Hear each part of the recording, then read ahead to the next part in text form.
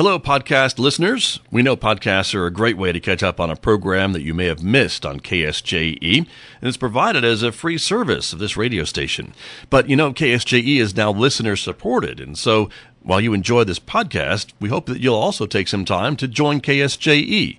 Become a member today. It's quite easy to do. Just go to our website at ksje.com/support and pick the level of support that best matches your budget.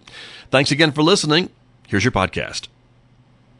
Let me turn to my guests who are here with me this morning, and from the San Juan County Solid Waste Department, and Manager Matt Basinger is here. Matt, good morning. Thanks for coming in. Good morning. Good to have you here. Also, Devin Neeley is here with us this morning as well from San Juan County. Good morning, Devin. Yeah, good morning, Scott. Thanks for having us. You bet. Good to have you back, and appreciate you both coming in to talk a little bit about trash. It's not trash talking. I want to be clear, right? We could do plenty of that. We're doing that off the air, but now that we're on the air, we have to talk about trash and solid waste. And Matt, that's your area of expertise, correct? Sure. Well, it is, right? You're the manager. Right. And you've been doing this for how long? You've been in the department since what, 2006? Well, with San Juan County, With San Juan County. Since 2006. Right, okay. And so talk to me a little bit about the job of the solid waste manager. You are in charge of 12 stations. 12 transfer stations? Correct. Right. Community resource. They go out and pick up. They're the detainees you see on the side of the road picking up trash. Mm-hmm. We go to the illegal dump sites and pick up there, which leads us to our application that we've got a phone app that's out. Right, the new app. Right. About dumping, right? About illegal dumping and those issues that we all know we have here in San Juan County, correct? Yes. And that was the reason behind developing the app? Yes. Got you. And Devin, this was done in-house, correct? By one of the county employees. Yeah, that's right. We're pretty fortunate that we have such talent at San Juan County, and Even I don't have an app yet, so the fact that you guys have an app, I'm impressed. Sometimes we got to keep up with the Joneses. Yes. And we saw a need. There is so much illegal dumping in the beautiful portions of San Juan County, a lot of public lands, a lot of unincorporated area. I can point to specifically the Brown Springs Recreation Area, the Glade, up in some of those sorts of areas. We saw a problem. We saw continual illegal dump sites. People are out there dumping their trash. They're dumping tires. They're dumping washing machines. There's boat hulls. That's one thing that I find amusing. Matt tells me that they're often finding fiberglass boat hulls in these areas. Wow. We already had people going out to clean up these areas, but in those sorts of areas, it's hard to find those locations. Well, Sure. You go to that big tree and you turn left and you go about 4 miles. Yeah. If you're in those areas, you know the areas. For our crews, it's a lot easier if we have a GPS location. Matt collaborated with our GIS department, Sharice Snell, and came up with this app. You download the app. It is totally free. Free. A GPS location. Okay. You take a picture of the site.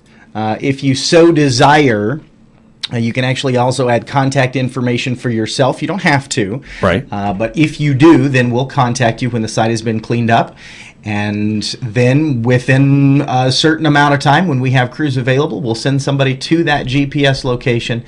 We try to clean up sites on the way, and it's been a valuable resource. I don't want to quote a number, but I think we're in the hundreds of tons of trash cleaned up through reporting through the app. Yes, that's correct. Wow. Okay. And we're showing some screenshots now. So it's called Cleanup San Juan. Yep. And you can find it on the App Store or the Play Store. So Correct. It's for Apple or Android devices. Correct. Totally free. Absolutely. And again, the idea is, and the genius is that you can go in and report these sites, and it automatically gives you the longitude and latitude numbers, so that you can then report that information back to your crews, right, Matt? Yeah, that saves a lot of time for us whenever we're sending a crew out. We don't want to look all day for one point. No, we sure. want to be able to go right to it, pick it up, and get out. Right. And so this is another screen then showing a map of where this site is. Mm-hmm. And, of course, if that's where you are, and then the next page would be you can add, if someone wants to take a photo of it, I guess, to show you the boat hull that they found in the middle of the desert, or something else, or video. Yeah. They can add that if they want. Exactly. And then the final page, I believe, is some more details if they want to know what's going on or Yeah, want if some you have contact, some more right? information, if you leave an email address, and like I said, Matt's working really closely with our GIS department. Sure. Charisse gets these reports. Charisse then sends the information to Public Works and Solid Waste. They schedule a time. As soon as it's clean, they send her a picture, and they'll. If your contact information is in there, you'll find out when it's clean. But, we hope that these folks that are reporting this are regular users and they're out in that area anyway, and they would see the positive progress when we're cleaning up our public lands. And I do want to mention that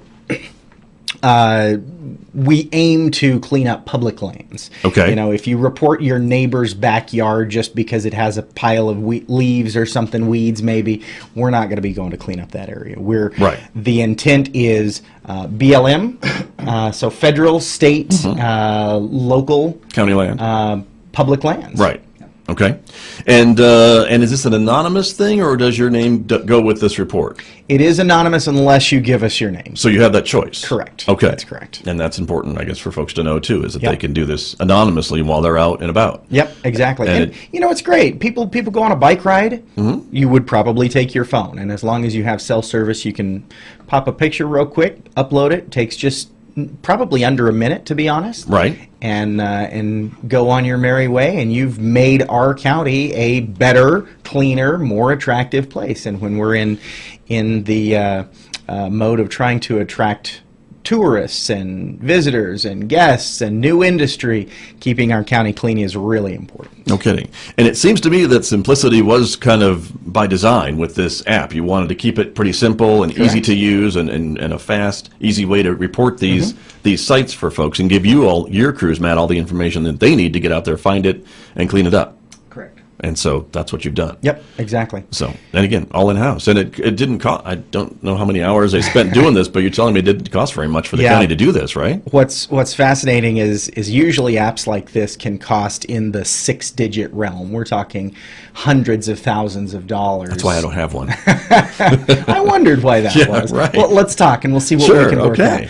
out. The app was developed through software that we already own at the county, through talent we already have at the county. We mentioned Charisse Snell, our GIS manager. Right. And Charisse, I believe, spent $30 on this Wow. app. Okay. Between the software that we already have in place, between her time, obviously, but Right. I think there was a fee for one of the either Apple or Android Studio, Probably. Sure. but a moderate fee at best, right. And we hope that this is a value to those citizens of San Juan County and our visitors too, frankly. Definitely. And again, it is available on the App Store and Play Store. Clean Up San Juan. If you're one that goes out and finds some of these sites and always wonder how to report this or how to do it easily, this is the way to do it. And I imagine it's pretty small. It doesn't take up much room on your phone either, probably size-wise. It's pretty... Well, we have hundreds of apps on our phone to begin with. What's one more? Well, I guess that's true. There you go. Exactly. But it's Clean Up San Juan. So congratulations. And again, it's already proven to be very useful. With how many reports so far? I know we are over 100 reports. And this app has been live for a few months now, but we haven't really done a whole lot of press with it. We haven't gotten it into the public eyes. Well, you are now. Yeah, that's what we're aiming for. We Yeah. put out some a press release earlier this week. We're hoping that people start seeing it, start using it. We would have liked to had some more folks out this summer with the app, but even though summer's winding down, there's still a lot of outdoor recreation time, and if you're out enjoying public lands, and that is, I'll go back to that. It has to be public lands. If we receive a GPS report and it's a private property, now we've had this problem up in the Glade. We've seen reports from private property. We'll find out where that is, who the owner is. We'll tell them they need to clean it up. If they're somehow incapable, there are circumstances in which we would step in and assist an owner of a property cleaning up. But the goal is to clean up public land. Sure. And I guess, too, if you find out that it's maybe in an area that's maybe within the city limits of Aztec, Bloomfield, or Farmington, or Kirtland, for that matter, you can forward that report on to those folks and have it become their issue, correct? Right. So that's good to know as well. Very good. Well, good luck with it. Yeah, it sounds thank like it's a great tool for folks to be using. Hopefully, everyone will download that app and we hope so, and start using it. So that would be great.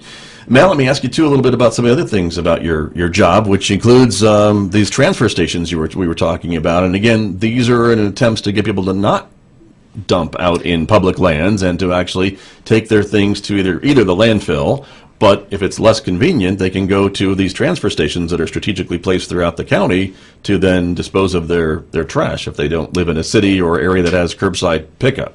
Right. So a lot of our stations are outside city limits, and they're really designed for the convenience of the public. I want to be cautious here. Yeah. We still have rules to follow. We Of still course. have state laws we have to abide by, and then there's county rulings, done by the commissioners that we have to abide by. Sure. But no, they're 100% there for the residents of San Juan County. We do have a lot of people from out of state trying to use our stations. They're not for them. They're for the residents of San Juan County, the taxpayer of San Juan County. Right. And so the costs are fairly minimal, correct? When you take some trash out there, is it cheaper than taking it to the landfill? Is it not? Yes, and we go off of cubic yardage. The landfill goes off of weight. Okay.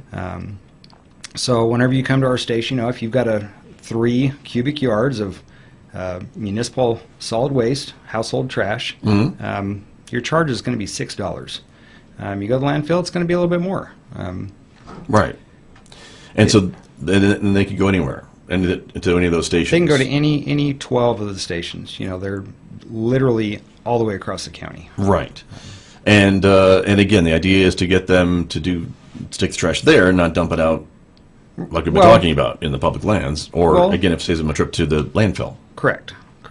We don't service businesses in San Juan County. We are strictly for the residents only. Do I need to bring proof of my county residency with me when I go to the station? That may be required, right? So if you're a regular person that shows up there on a daily basis, chances are you probably won't have to, because the attendant is there. They form friendships. Sure, of course. But no, if you show up, yes, that is a requirement, I guess, in some cases. It could be, if Right. they ask you, it could be a requirement. Okay. All right. But that's how they work, and that's the idea. Yeah. Right? Yeah. You show up, you check with the attendant, they guide you to where you're supposed to be, and that's it. And they're accepting, and again, I know with trash, we need to be careful about the types of things that you will accept, because there are certain things that you can't accept at all times of the year, like Right. hazardous waste and things along that line. So we don't accept that at right? all at any of our stations. We don't accept liquid waste. We're not set up. We don't have the legalities for that. Sure. So, we'll accept up to 4 tires, a month, from an individual. Okay. And that's what you can do with that. And I know tires are a unique thing, right? They are. They cause some problems for the landfill over time. Well, and it's not just that. I mean, it's across the state. Scrap tires are an issue across the state. Scrap tires, they have vector issues. You get water in them. They produce mosquitoes. Right. Right. They lay their larvae in there. And we know that's an issue with it is an West Nile issue. cases reported. In fact, we found some mosquitoes testing positive just last week or so, Devin, Neeley, right? With West Nile. So Right. it is an issue. The big trick here is bring your trash on a regular basis. Don't let it pile up.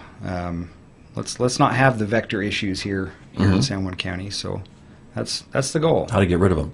You were telling me before we came on the air this morning about a tire cutter machine that you have been able to buy with a grant. We're not there yet. You're buying it soon. We're still in the grant process of it. Pardon right? me. So this is kind of a drawn out process. Okay. But it was awarded by the state through their RAID grant fund, and so we're getting closer. Okay.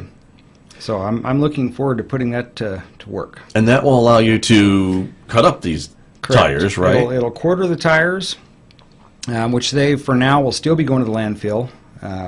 But at the landfill, what they do is they've got air pockets on them, so that reduces our filling space, right? We've only got so much ground to fill up with trash, right? Sure. Trash it's never ending. Right. But the tires tend to float up. It gets caught up in their machinery as they're big compactors, as they're going around trying to compact the trash. So it causes them a lot of headache. So cutting them up will be better. It'll Certainly. allow them to stay buried. Right.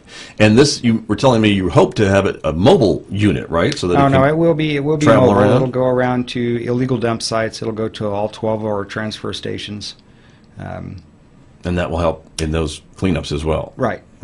So Yeah, it's going to be 100% mobile. nice. So When do you think, to ask you to predict, but when do you think this might be in service now? If you've got the grant lined up, Well, there's or you're waiting on the state.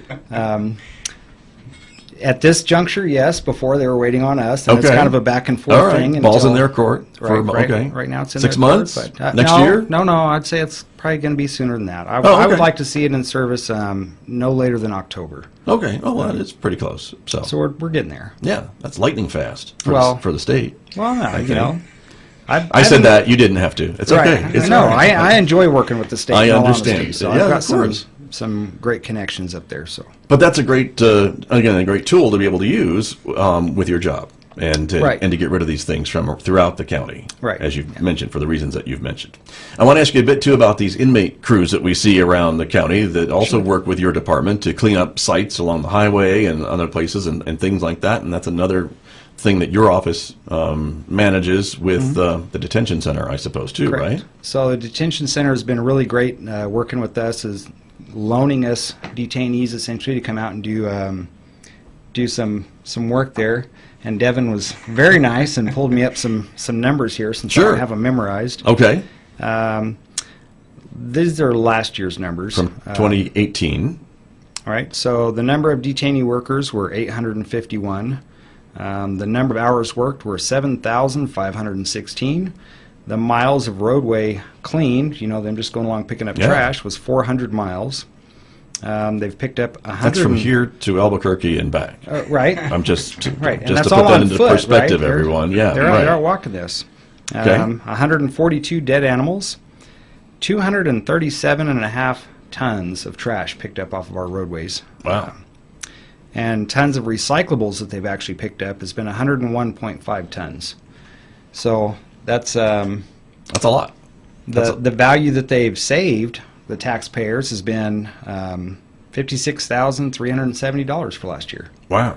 And so that's that's a fair money amount. that you would have to pay staff, I guess, to Right, clean up if they staff. weren't available to do it. Yep. Is what you're talking about. So they've certainly, they're giving back to the community. So it's very much appreciated. Right. And that program will continue, obviously, into with the new year, right? That's something that will continue. And is there a way to determine what section or what part of roadway needs attention from inmates, so- from trustees to go out? Right. So right now we're not allowed to touch state roads. We only touch county roads. And a lot of what we find is on the way to the landfill. That's a big road right there, and that boils back to the public. If the public covers their load, tarps things as they're supposed to, and a little bit of litter blows out as they're going along the way. Right. But no, anywhere, any county road that we come across, we're going to clean it. Gotcha. Okay. Good to know.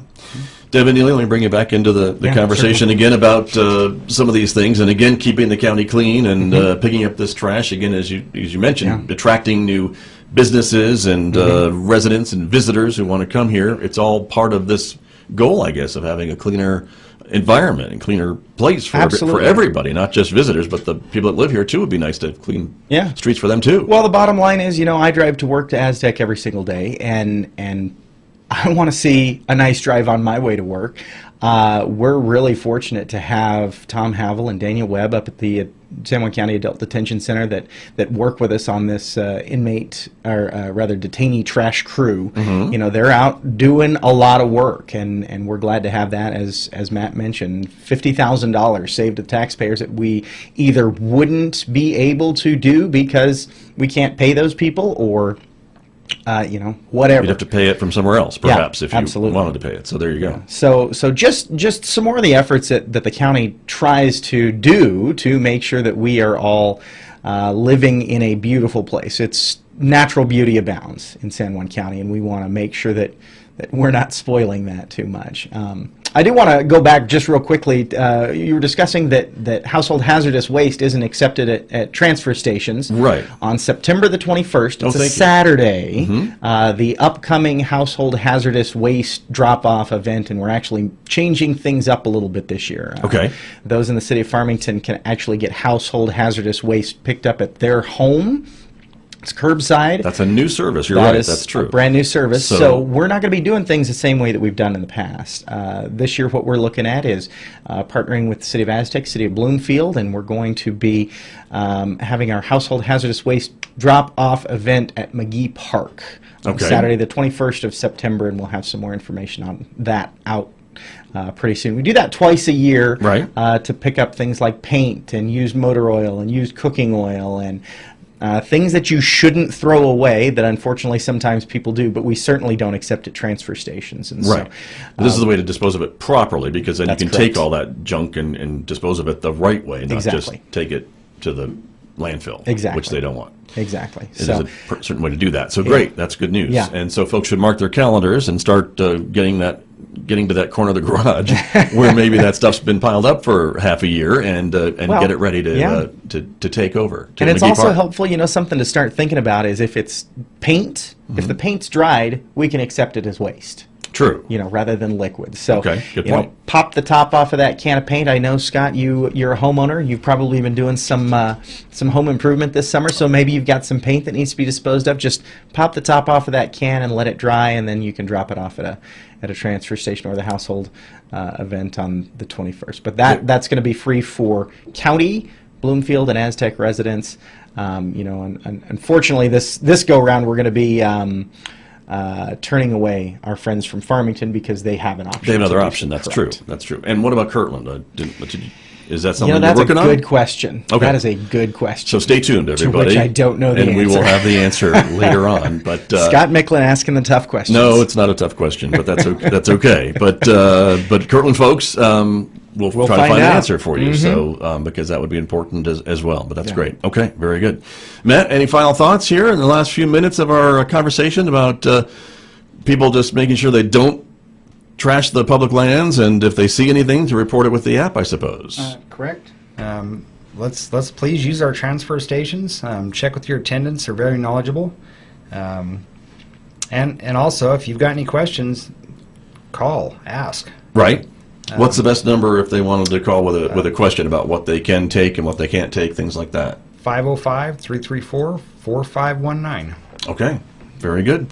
Gentlemen, thanks for coming in this morning. Not too you, much Scott. trash talking this morning. Yeah. Well, hey, I'll tell you. Yes. sjcounty.net/trash. That's the website. That's the website. You can find out all about the app. You can find out all about transfer stations. We have a link over to the main landfills page, and you can find out about fees over there. But Okay. sjcounty.net/trash. There you go. Perfect. Thanks, Devin. Thanks, Scott. Thank you, Matt. Basinger, very much for coming in. Appreciate it. Thanks all. Back with more in just a moment right here on KSJE. The time is coming up on 8:33. Did you enjoy that podcast? We hope that you did. And if you did, share it with your friends. And if you really want to keep podcasts like this coming, please support KSJE. You can do it easily online at ksje.com.